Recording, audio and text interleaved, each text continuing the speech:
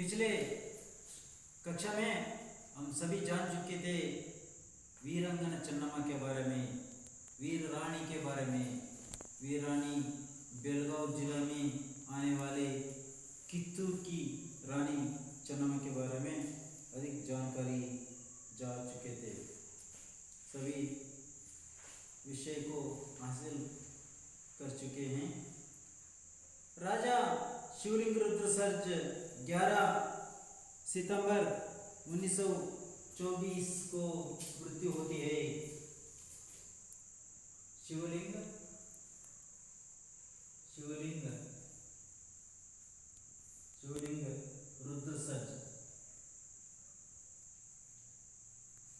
Rudra surge मृत्यु 11 सितंबर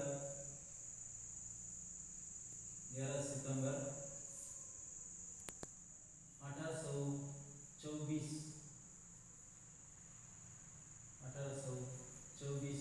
में मृत्यु हुई है। इसे अंग्रेजों ने कित्तूर राज्य को हड़पने की बड़ा अच्छा अवसर समझा। राजा निस्संतान मरा था।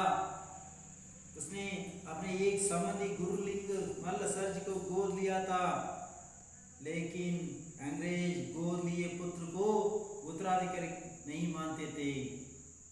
उस समय डलहौसी जनरल गवर्नर जनरल थे।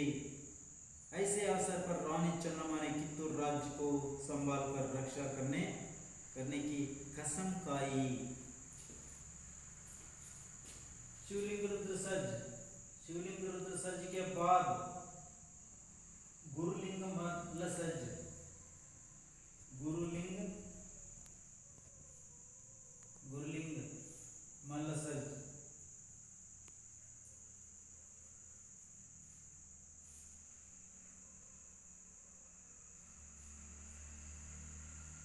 शिवलिंग रुद्र सर्ज के बाद गुरुलिंग मल्ल सर्ज के बाद कित्तूर रानी चन्नम्मा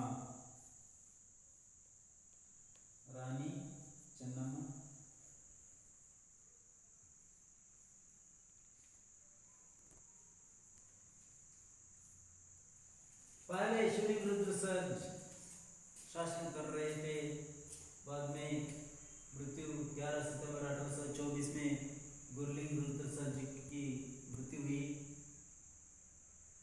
शिवलिंग रुद्र सर्ज को मृत्यु हुई। बाद में गुरुलिंग मल्ल सर्ज शासन में आ गए थे। तब governor general Dalhousie governor general थे। वो दत्तक पुत्र को मानते नहीं थे।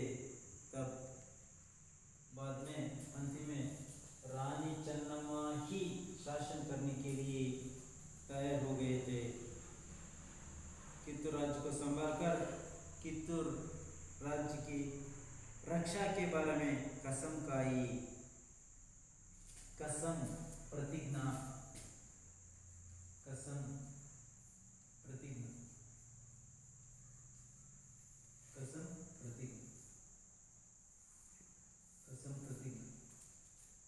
मಕ್ಕಳೇ, राजा शिवलिंग रुद्र सर्ज इವರು 11 ಸೆಪ್ಟೆಂಬರ್ 1824ರಲ್ಲಿ ಮೃತ್ಯುವನ್ನು ಹೊಂದುತ್ತಾರೆ. ಅಲ್ಲಿ ಪುಣೆಯ ಒಬ್ಬ ಪಟವರ್ಧನ್ ಎಂಬ ರಾಜ ಮೋಸತನದಿಂದ ಕುಟಿಲತನದಿಂದ ಇವನ್ನ ಶಿವಲಿಂಗ रुद्र ಸರ್ಜನ್ನ ಹಿಡಿದಾಕ್ತಾರೆ ಪೂರ್ಣ ಪಟವರ್ಧನ್. ಆಗ ಅಲ್ಲೇ ಸೆರೆಯಲ್ಲಿರುವಾಗ 11 ಸೆಪ್ಟೆಂಬರ್ 1824ರಲ್ಲಿ ತೀರಿಕೊಂಡು ಹೋಗ್ತಾರೆ. ಆ ನಂತರ ಒಬ್ಬ ದತ್ತು ಮಗನನ್ನು ತೆಗೆದುಕೊಂಡು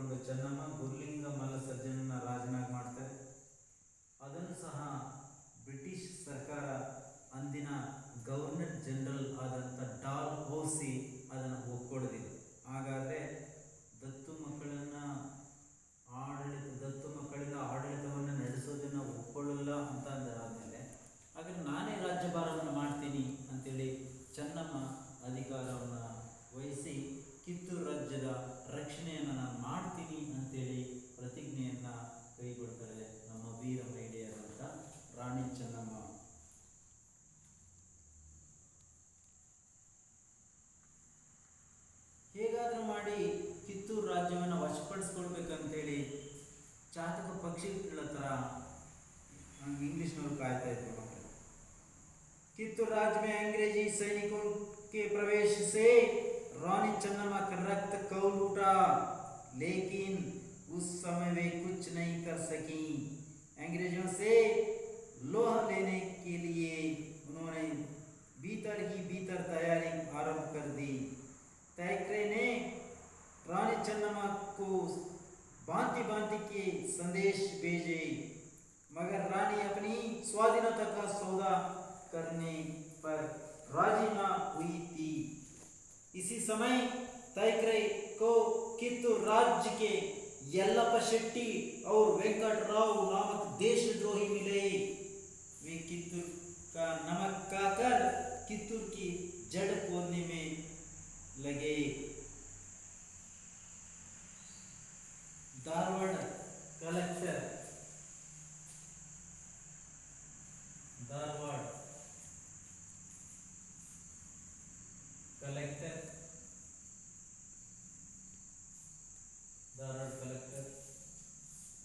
तैकरे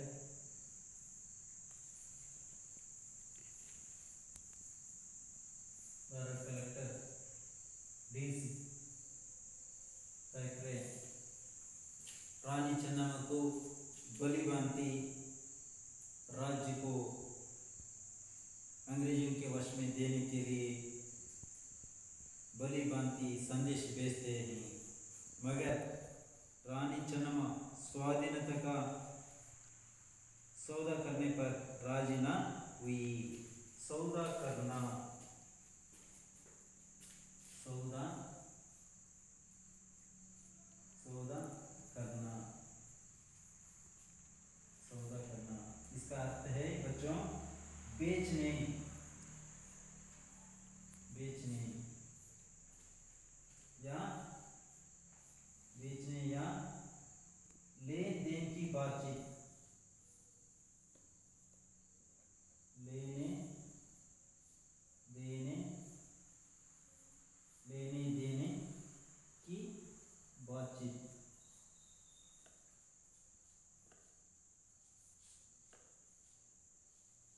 लेन देन की बातचीत। सौदा करने का अर्थ है बेचने या लेन देन की बातचीत करना। तब डीसी ने धारवाड़ कलेक्टर तैकरे ने कित्तूर राज्य के यल्लप्पा शेट्टी और वेंकटराव देशद्रोही मिले।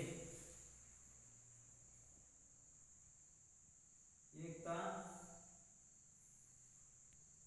यल्लप्पा शेट्टी, दूसरा था वेंकटराव।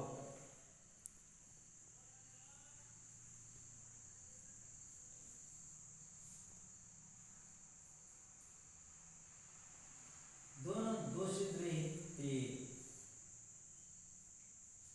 देशद्रोही।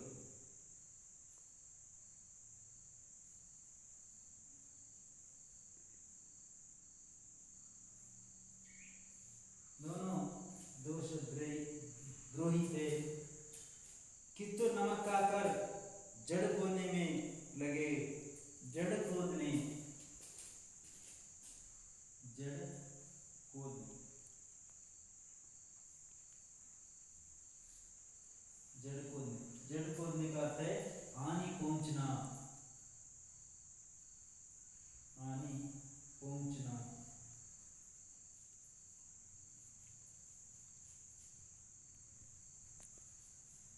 हानि पहुंचना, जड़ खोदने यानी हानि पहुंचना। मಕ್ಕಳೇ ಕಿತ್ತೂರು ರಾಜ್ಯ ಬ್ರಿಟಿಷ್ ಸರ್ಕಾರ ವಶಪಡಿಸಿಕೊಳ್ಳಬೇಕಂತೇಳಿ ಕಿತ್ತೂರು ರಾಜ್ಯಕ್ಕೆ ಸೈನ್ಯವನ್ನು ಕಳಿಸಲಾಯಿತು। ಆ ಸಂದರ್ಭದಲ್ಲಿ ಚೆನ್ನಮ್ಮನ ರಕ್ತ ಕುದಿಯುತ್ತಿತ್ತು। ರಕ್ತ ಕೌಲ್ ಅಂತ ಇದೆ ಒಂದು ಪದ ಬರ್ಕೊಳ್ಳಿ ಮಕ್ಕಳೇ, ರಕ್ತ ಕೌಲ್, ರಕ್ತ ಕೌಲ್, ರಕ್ತ ಕೌಲ್, ರಕ್ತ ಕುದಿಯುವುದು।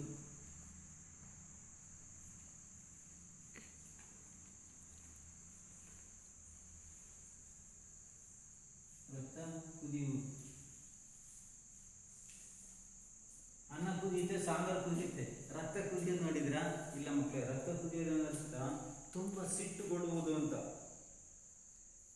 ಚೆನ್ನಮ್ಮ ರಾಜ್ಯದಲ್ಲಿ ಕಿತ್ತೂರಿನ ಮೇಲೆ ಸೈನಿಕರು, ಆಂಗ್ಲ ಸೈನಿಕರು ಅಥವಾ ಬ್ರಿಟಿಷ್ ಸೈನಿಕರು ರಾಜ್ಯದಲ್ಲಿ ಪ್ರವೇಶಿಸಿದಾಗ ಅದನ್ನು ನೋಡಿ ಕಿತ್ತೂರು ರಾಣಿ ಚೆನ್ನಮ್ಮನ ರಕ್ತ ಕುದಿಯುತ್ತೆ.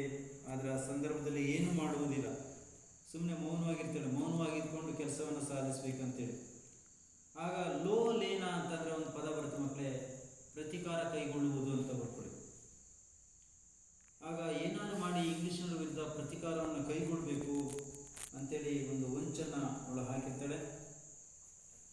ಕೊನೆಗೆ ಥ್ಯಾಕರೆ, ಧಾರವಾಡದ DC ಆಗಿರುವಂಥ ಥ್ಯಾಕರೆ ಬಗೆ ಬಗೆಯ ಸಂದೇಶಗಳನ್ನು ಕೊಡ್ತಾನೆ. ಹೇಗಾದ್ರೂ ಮಾಡಿ ರಾಜ್ಯವನ್ನು ಬಿಟ್ಟು ಬಿಡಿ, ನೀವು ಆಳ್ವಿಕೆ ಮಾಡಬೇಡಿ, ದತ್ತು ಮಕ್ಕಳಿಗೆ ಹಕ್ಕಿಲ್ಲ, ದತ್ತುವನ್ನು ತೆಗೆದುಕೊಳ್ಳುವಂತಿಲ್ಲ, ನೀವು ಗುರುಲಿಂಗ ಮಲ್ಲ ಸಜ್ಜನ್ನು ತೆಗೆದುಕೊಂಡಿದ್ದೀರಿ, ಅದನ್ನ ಒಪ್ಕೊಳ್ಳೋದಿಲ್ಲ. ಕೊನೆಗೆ ಇವಳೇ ಆಳ್ವಿಕೆಯನ್ನು ಮಾಡೋದಕ್ಕೆ ಪ್ರಯತ್ನ ಮಾಡ್ತಾರೆ. ಅದಕ್ಕೂ ಅವರು ತೊಂದರೆಯನ್ನು ಮಾಡ್ತಾರೆ. ಆದರೆ ಸ್ವಾತಂತ್ರ್ಯದ ಒಂದು ಕಿಚ್ಚನ್ನು ಮನಸ್ಸಿನಲ್ಲಿ ಇಟ್ಟುಕೊಂಡಂಥ ರಾಣಿ ಚೆನ್ನಮ್ಮ ಯಾವುದೇ ಕಾರಣಕ್ಕೂ ಅವರಿಗೆ ರಾಜ್ಯವನ್ನು ಬಿಟ್ಟುಕೊಡೋದಕ್ಕಾಗಲಿ, ಅದನ್ನು ರಾಜ್ಯವನ್ನು ಮಾರಾಟ ಮಾಡೋದಕ್ಕಾಗಲಿ ಒಪ್ಕೊಳ್ಳೋದಿಲ್ಲ. ಕೊನೆಗೆ ಕಿತ್ತೂರಿನ ದೇಶದ್ರೋಹಿಗಳು ಒಂದಿಬ್ಬರು ಸಿಗ್ತಾರೆ. ಎಂಜಿಲು ಆಸೆಗೆ ತಮ್ಮ ದೇಶವನ್ನು ಮಾರಿಕೊಳ್ಳುವಂಥ ಒಂದಿಬ್ಬರು ದೇಶದ್ರೋಹಿಗಳು ಬರ್ತಾರೆ. ಆ ದೇಶದ್ರೋಹಿಗಳಲ್ಲಿ ಒಬ್ಬ ಯಲ್ಲಪ್ಪ ಶೆಟ್ಟಿ ಅನ್ನೋನು, ಇನ್ನೊಬ್ಬ ವೆಂಕಟರಾವ್.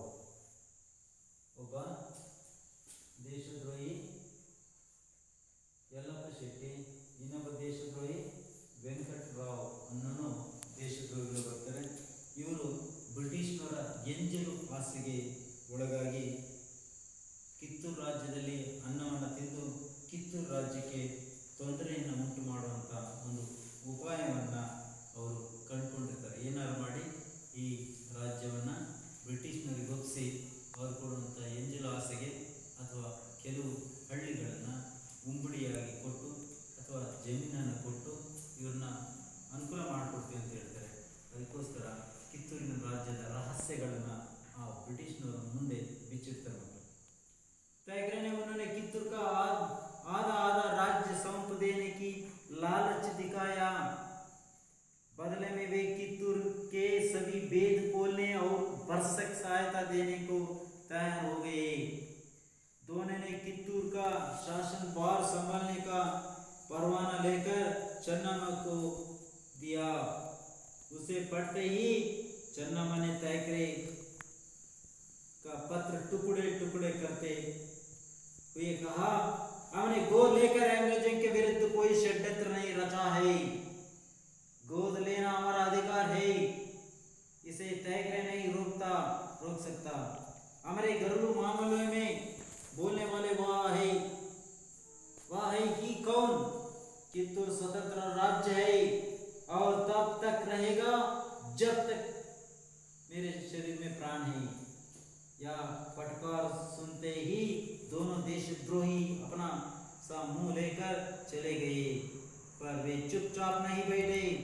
कित्तूर में गुरु सिद्धप्पा जैसे कुशल दीवान और बालण्णा, रायण्णा, गजवीर और चन्नबसप्पा जैसे वीर योद्धा भी थे, जिनके रहते कित्तूर के लिए कोई खतरा न था।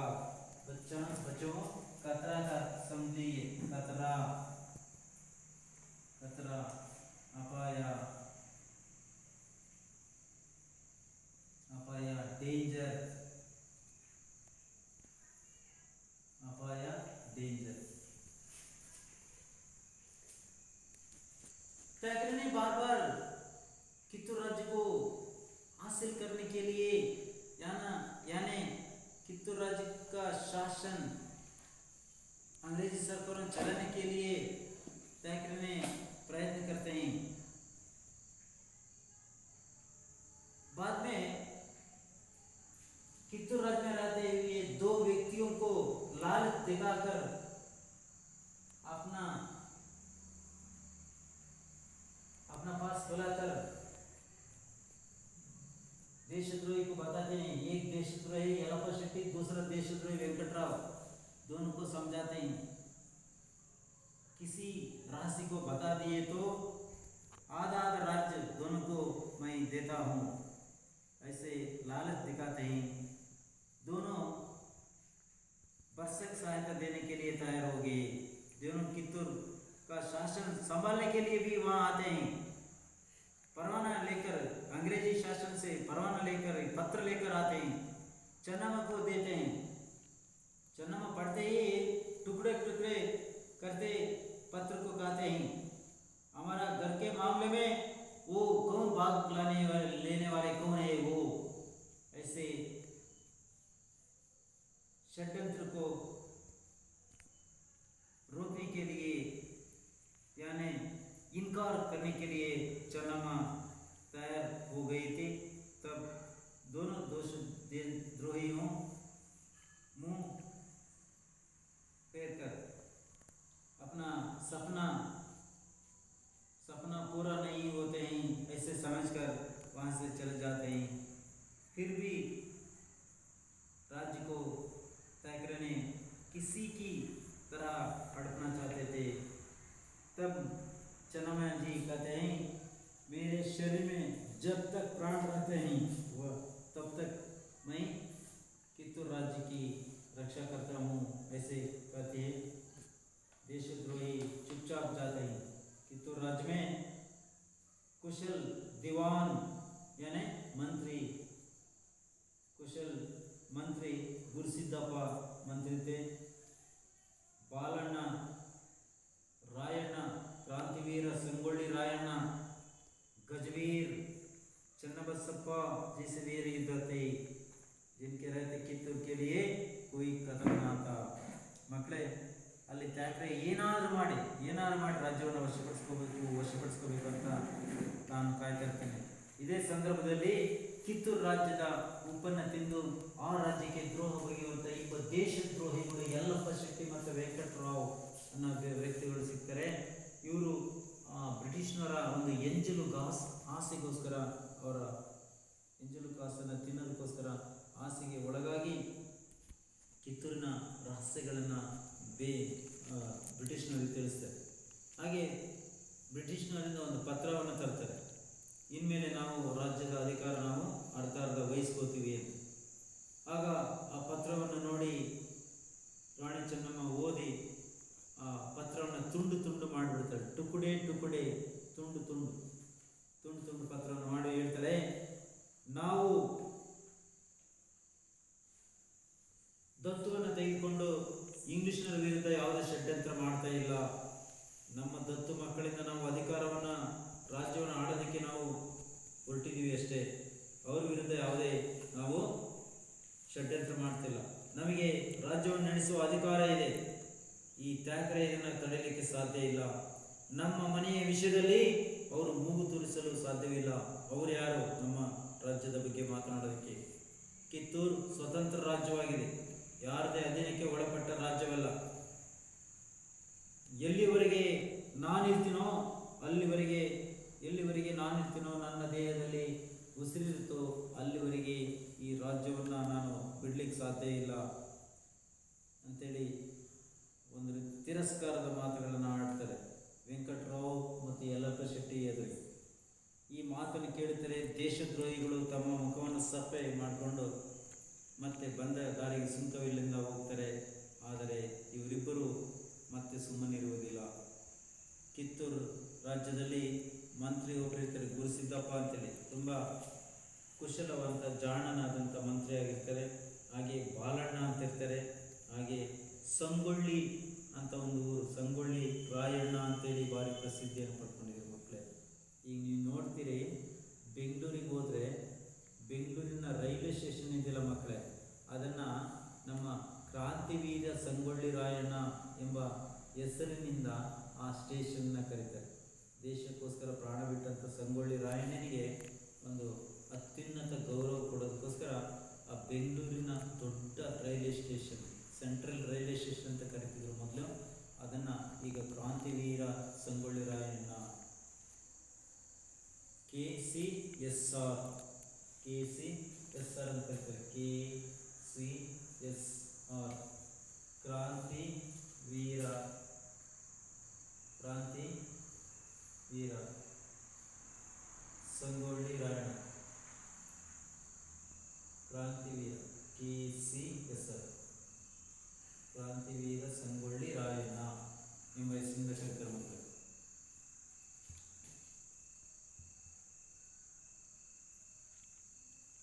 ಮಕ್ಕಳೇ, ಈ ರಾಯಣ್ಣ ಮತ್ತು ಬಾಲಣ್ಣ, ಗಜವೀರ್, ಚನ್ನಬಸಪ್ಪ ಇವರೆಲ್ಲ ವೀರ ಯೋಧರು ಕಿತ್ತೂರು ರಾಣಿ ಚೆನ್ನಮ್ಮ ಕಡೆ ಇರ್ತಾರೆ.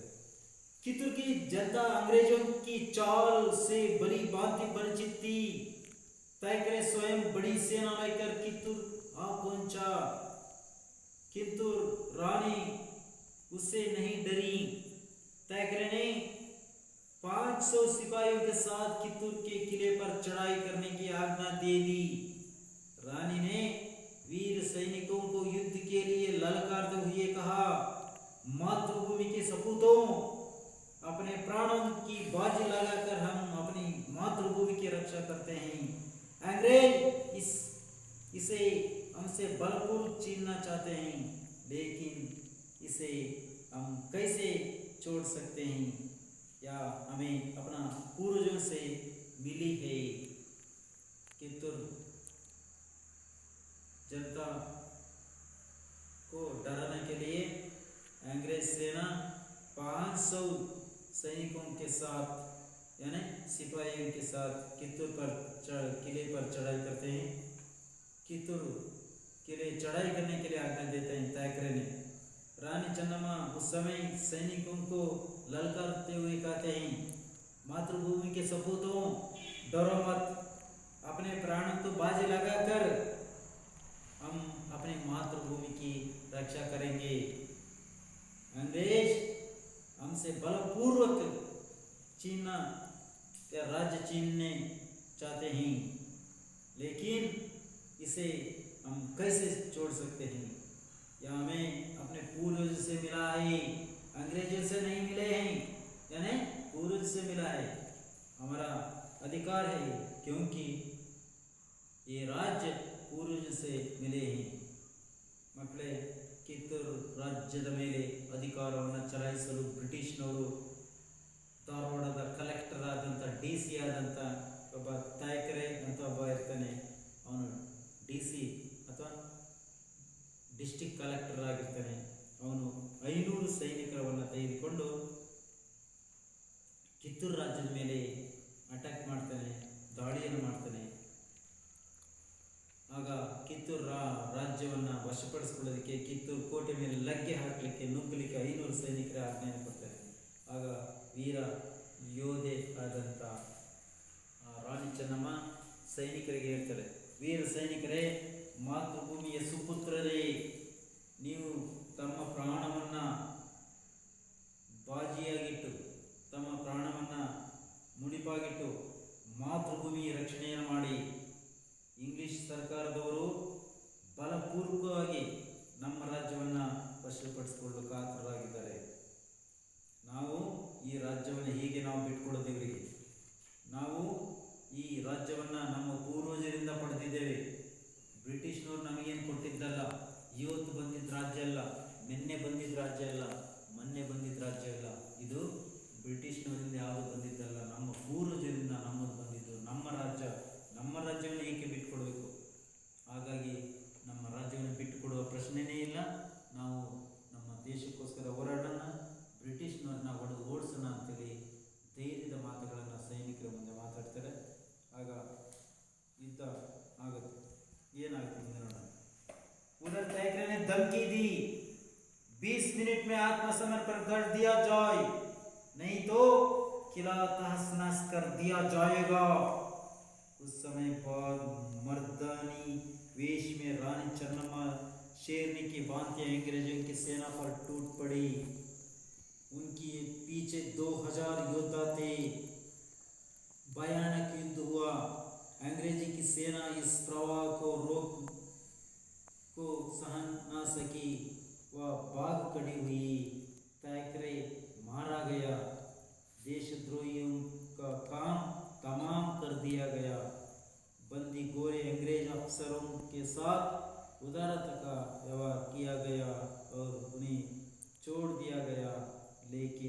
या विजय बहुत दिन तक ना रही। तैकरे ने धमकी कर दिया 20 मिनट में सभी आत्मसमर्पण करना चाहिए, नहीं तो किले तहस नहस कर जाता हूँ। तब मर्दानी वेश में कित्तूर रानी चन्नम्मा अंग्रेज सेना पर टूट पड़ती है।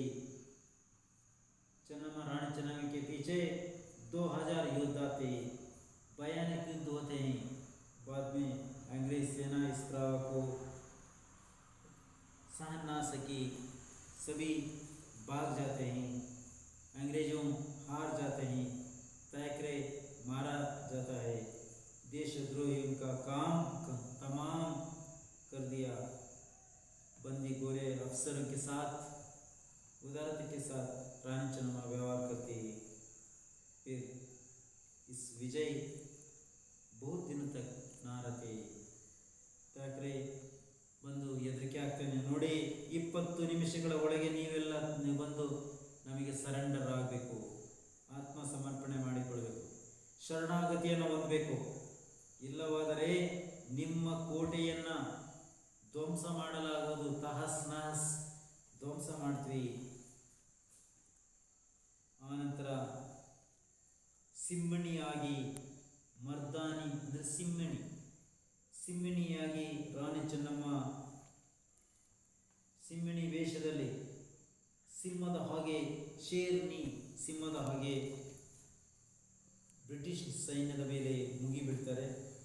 ಇವರ ಹಿಂದೆ 2000 ಸೈನಿಕರಿರ್ತಾರೆ. ಭಯಾನಕ ಯುದ್ಧ ಆಗುತ್ತೆ. ಇಂಗ್ಲಿಷ್ ಸೈನ್ಯ ಅಲ್ಲಿ ಈ ಪ್ರವಾಹವನ್ನು ತಡೆದುಕೊಳ್ಳೋಕ್ಕಾಗೋದಿಲ್ಲ. ಆಗ ಇಂಗ್ಲಿಷ್ ಸೈನ್ಯ ಓಡಿ ಹೋಗುತ್ತೆ. ಥ್ಯಾಕ್ರೆ ಈ ಯುದ್ಧದಲ್ಲಿ ಸಾಯ್ತಾನೆ. ದೇಶದ್ರೋಹಿಯ ಆಟ ಇಲ್ಲಿ ನಡೆಯೋದಿಲ್ಲ. ದೇಶದ್ರೋಹಿಗಳ ಆಟಕ್ಕೆ ಸಮಾಪ್ತಿಗೊಳಿಸುತ್ತಾರೆ. ಆಗ ಬಂದಿ ಆದಂಥ ಬ್ರಿಟಿಷ್ ಸೈನಿಕರ ಆಫೀಸರ್ಗಳನ್ನು, ಅಧಿಕಾರಿಗಳನ್ನು ಇವರು ಅರೆಸ್ಟ್ ಮಾಡ್ತಾರೆ.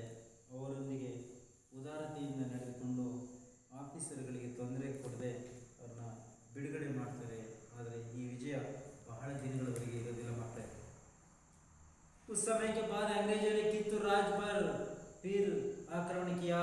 तब अंग्रेजों की सेना अधिक थी, लेकिन कित्तूर की वीर सैनिकों के सम्मुख उसे दोबारा हार माननी पड़ी। फिर एक बार अंग्रेजों सारी शक्ति लगाकर घेरा डाला। इस युद्ध में रण चंडी चन्नम्मा बंदी बना ली गई। अंग्रेजों ने कित्तूर को लूटा, वहाँ कुछ भी ना बचा। चन्नम्मा को बैलोंगला के दुर्ग में कारागार में डाल दिया गया। बंदीगृह में 2 फरवरी 1829 को चन्नम्मा की जीवन ज्योति सदा के लिए बुझ गई। यह कर्नाटक जनता के लिए गौरव की बात है कि कर्नाटक वीरांगना चन्नम्मा ने पहली बार स्वतंत्रता की जो चिनगारी डाली थी, बाद वह सारे भारत में फैल गई। ಇಲ್ಲಿ ಬ್ರಿಟಿಷ್ನವರು ಕಿತ್ತೂರು ರಾಜ್ಯದ ಮೇಲೆ 2ನೇ ಬಾರಿ ಆಕ್ರಮಣವನ್ನು ಮಾಡ್ತಾರೆ. ಆಗ ಇಂಗ್ಲಿಷ್ ಸೈನಿಕರು ಹೆಚ್ಚಾಗಿರ್ತಾರೆ. ಆದರೂ ಸಹ ಕಿತ್ತೂರಿನ ವೀರ ಸೈನಿಕರ ಸಮ್ಮುಖದಲ್ಲಿ ಮತ್ತೆ 2ನೇ ಬಾರಿ ಇಂಗ್ಲಿಷ್ನವರು ಸೋಲನ್ನು ಅನುಭವಿಸ್ತಾರೆ. ಮುಂದೆ 3ನೇ ಬಾರಿ ಕಿತ್ತೂರು ರಾಜ್ಯದ ಮೇಲೆ ಇಂಗ್ಲಿಷ್ನವರು ಎಲ್ಲ ಶಕ್ತಿಯನ್ನು ಉಪಯೋಗಿಸಿಕೊಂಡು ತುಂಬ ಸೈನಿಕರನ್ನು ತೆಗೆದುಕೊಂಡು ಬಂದು ಯುದ್ಧಕ್ಕೆ ನಿಲ್ತಾರೆ. ಈ ಯುದ್ಧದಲ್ಲಿ ರಣಚಂಡಿಯ ವೇಷದಲ್ಲಿ ಚೆನ್ನಮ್ಮ ಯುದ್ಧವನ್ನು ಮಾಡ್ತಾರೆ. ಆದರೆ ಅಲ್ಲಿ ಇವರನ್ನು ಸೆರೆ ಹಿಡಿಯಲಾಗದೆ ಬಂದಿಯಾಗಿ ಮಾಡ್ತಾರೆ. ಇಂಗ್ಲಿಷ್ ಸೈನ್ಯ ಇವರನ್ನ ಕಿತ್ತೂರನ್ನ ಗೆದ್ಕೊಂಡು ಕಿತ್ತೂರು ರಾಜ್ಯವನ್ನು ಲೂಟಿ ಮಾಡ್ತಾರೆ. ಅಲ್ಲಿ ಏನು ಉಳಿಯೋದಿಲ್ಲ. ಚೆನ್ನಮ್ಮ ಬೈಲುಹೊಂಗಲ ಎಂಬ ಕೋಟೆಯಲ್ಲಿ ಕಾರಾಗೃಹದಲ್ಲಿ ಅವರನ್ನ ಇಡ್ತಾರೆ. ಅಲ್ಲಿ ಬಂದಿಗೃಹದಲ್ಲಿ 2 ಫೆಬ್ರವರಿ 1829, 2 फरवरी 1829, 2 ಫೆಬ್ರವರಿ 1829 ಇಸ್ವಿಯಲ್ಲಿ ಬಂದಿಗೃಹದಲ್ಲಿ ತನ್ನ ರಾಜ್ಯದ ಬಗ್ಗೆ ನೆನೆಯುತ್ತಾ, ಈ ಸ್ಥಿತಿ ಬಂತಲ್ಲ ಅಂತೇಳಿ ನೆನೆಯುತ್ತಾ ಅವರು ತೀರ್ಕೊಂಡು ಹೋಗ್ತಾರೆ. ಸದಾ ಜೀವನ ಜ್ಯೋತಿ, ಕಿತ್ತೂರು ರಾಣಿ ಚೆನ್ನಮ್ಮ ಜೀವನ ಜ್ಯೋತಿ ಆರಿ ಹೋಗುತ್ತದೆ. ಕರ್ನಾಟಕದ ಜನರು ತುಂಬ ಹೆಮ್ಮೆಯಿಂದ ಹೇಳ್ಕೊಳ್ಬೋದಂಥ ವಿಷಯ, ಕರ್ನಾಟಕದ ವೀರಾಂಗನ ಮಹಿಳೆ, ವೀರ ಮಹಿಳೆ ಚೆನ್ನಮ್ಮ ಮೊದಲ ಬಾರಿಗೆ ಸ್ವತಂತ್ರದ ಒಂದು ಕಿಡಿಯನ್ನು, ಚಿನ್ನಗಾರಿ ಅಂತಂದರೆ ಕಿಡಿ, ಸ್ವಾತಂತ್ರ್ಯದ ಜ್ಯೋತಿಯನ್ನು, ಸ್ವಾತಂತ್ರ್ಯದ ಕಿಡಿಯನ್ನು ಹಚ್ಚುತ್ತಾಳೆ. ನಂತರ ಇದು ಇಡೀ ಭಾರತದಲ್ಲಿ ಹರಡುತ್ತೆ. ಇಡೀ ಭಾರತದ ಜನರಿಗೆ ನಾವು ಸಹ ಸ್ವಾತಂತ್ರ್ಯ ಚಳುವಳಿಯಲ್ಲಿ ಭಾಗವಹಿಸಬೇಕು, ಬ್ರಿಟಿಷ್ನವ್ರನ್ನ ಓಡಿಸಬೇಕು, ಬ್ರಿಟಿಷ್ನವರು ಯಾವುದೇ ಕಾರಣಕ್ಕೂ ನಮ್ಮ ದೇಶದಲ್ಲಿ ಇರಬಾರ್ದು ಅಂತೇಳಿ ಪ್ರಯತ್ನ ಮಾಡ್ತಾರೆ ಮಕ್ಕಳೇ. ನೋಡಿ ಮಕ್ಕಳೇ, 1829 ಚೆನ್ನಮ್ಮ ಸತ್ತೋಗ್ತಾರೆ. 1929 ಬಂದರೂ 100 ವರ್ಷ ಆಗುತ್ತೆ. ಆಗಲೂ ಬ್ರಿಟಿಷ್ನವರು ಆಳ್ವಿಕೆಯನ್ನು ಮಾಡ್ತಿರ್ತಾರೆ, ಯಾರೂ ಪ್ರಯತ್ನವನ್ನು ಪಡೆದಿಲ್ಲ. ಕಿತ್ತೂರು ರಾಣಿ ಚೆನ್ನಮ್ಮ ಸತ್ತು 100 ವರ್ಷ ಆದರೂ ಇನ್ನೂ ಅವರು ಆಳ್ವಿಕೆಯನ್ನು ಮಾಡ್ತಿರ್ತಾರೆ. ನಮಗೆ ಸ್ವಾತಂತ್ರ್ಯ ಬಂದಿದ್ದು 1947. ನೋಡಿ, 29 ಅದಕ್ಕೊಂದು 30 ಅಂದ್ಕೊಳ್ಳಿ. 30, 30ರಿಂದ 40, 47, 29, 30 ಅಂದ್ಕೊಳ್ಳೋಣ. 30 ಅಂದರೆ 40, 29, 30, 30, 40, 27, 28, ಸುಮಾರು 128 ವರ್ಷ. ಕಿತ್ತೂರು ರಾಣಿ ಚೆನ್ನಮ್ಮ ಸತ್ತು ಹೋಗಿ 128 ವರ್ಷ. ಉದಾಹರಣೆ, ನಿಮ್ಮ ಅಜ್ಜರು ಒಂದು 2 ಅಜ್ಜರು ಸತ್ತೋಗಿರ್ತಾರೆ. ಒಂದು ಅಜ್ಜ ಆದಮೇಲೆ ಇನ್ನೊಂದು ಅಜ್ಜ ಸತ್ತೋಗಿರ್ತಾರೆ. 2 ಅಜ್ಜಂದಿರ ವಯಸ್ಸು ಹೋಗಷ್ಟು ದಿನಗಳು. 128 ವರ್ಷಗಳಾದಮೇಲೆ ನಮ್ಮ ದೇಶಕ್ಕೆ ಸ್ವಾತಂತ್ರ್ಯ ಸಿಗುತ್ತೆ. 100 ವರ್ಷ ಕಳೆದರೂ ಸಹ ಅವ್ರನ್ನ ಬ್ರಿಟಿಷ್ನವರು ಓಡಿಸೋಕ್ಕಾಗೋದಿಲ್ಲ.